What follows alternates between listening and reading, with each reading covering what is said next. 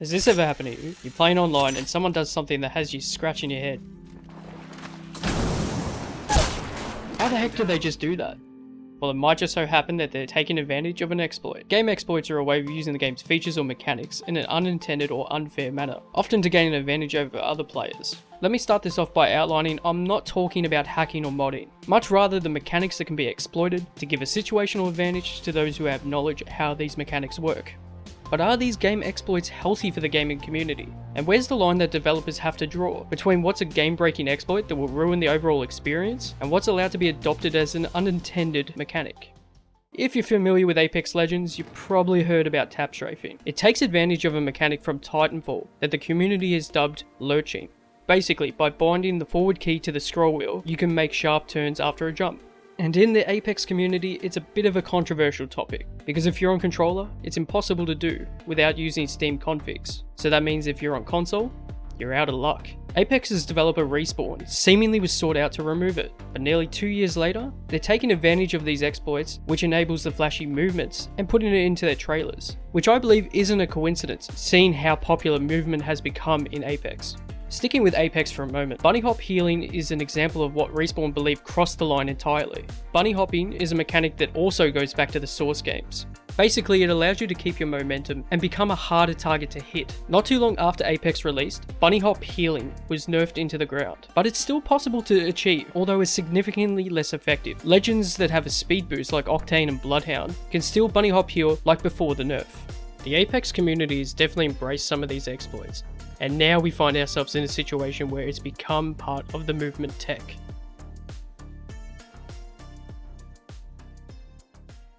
It might be funny to think about now, but once upon a time quickscoping was also considered an unfair exploit.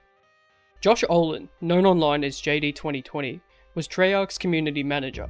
When asked on Twitter during an AMA leading up to the launch of Black Ops, Josh responded to a question: "Will I still be able to quickscope?" No. Quickscoping is a cheap way to play. We're specifically going to GIMP quickscoping. Sorry, play straight up. So it seems set in stone that this was going to be Treyarch's game design philosophy for the time being. As Black Ops' lifecycle would continue, Treyarch would effectively roll back this update to make quickscoping more of a viable tool for snipers. But the following year, Infinity Ward wouldn't implement these changes to quickscoping, but would rather tackle another game exploit. Okay, here's a simple but effective one. In Call of Duty, there's a way to shave off milliseconds off your reload times, or even cancel reload and animations altogether. It's known by many names, but for the purpose of this, I'll call it YYing. So you're caught off guard during a reload? No problem, just tap YY quickly, and you're ready to shoot again. Infinity Ward tried addressing this in Modern Warfare 3. So how they went about it was they slowed down the YY animation, and your gun wasn't ready to shoot instantly like it was before. As a consequence, it looked kind of janky. Players found a workaround where you could just sprint to cancel animations. But as is the case with the next installment Black Ops 2, YYing would return again. Sword flying was first seen in Halo 2, where you could take advantage of your red reticle, usually with a precision weapon, and swap into your energy sword to fly towards your enemy. Speedrunners often took advantage of this. However, when Master Chief Collection was released, it was absent. This was because Halo 2 Anniversary was built off the Windows Vista version, where sword flying had already been patched out. Sword flying would later return in MCC. Now, I couldn't actually record this sequence because it has long been patched out.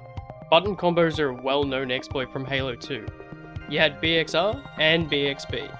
To do it, you had to press B to melee, then X to cancel the melee animation, and then the right trigger to shoot. It was very useful for close range encounters. Then there's BXB. This combo let you melee twice in a row without waiting for the animation to finish.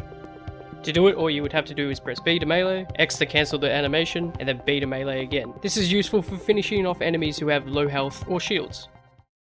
These are just a few examples from the games that I've covered. There are certainly plenty more. So to answer the question, are game exploits healthy for the gaming community? Well, it depends. Some exploits are beloved by the community and become a part of the gameplay experience, adding a layer to the skill gap. On the other hand, if it gets to the point where the devs notice frustration growing within the player base because the section of the community is gaining an unfair advantage over the others, developers will often have no choice but to patch them out. Some stay in a grey area where developers certainly didn't intend for a mechanic to function that way, but they either attempt to fix it or perpetually address that certain exploit. Anyways, I hope that you enjoy the video, and I invite you to share your thoughts in the comments. Plus, if you'd like to support what I'm doing here, I have a Patreon linked in the description and on my channel page. I'll let you in on something that isn't an exploit. YouTube thinks that you will enjoy these videos here, so why not check them out? As always, look alive, you're on in 5, later guys.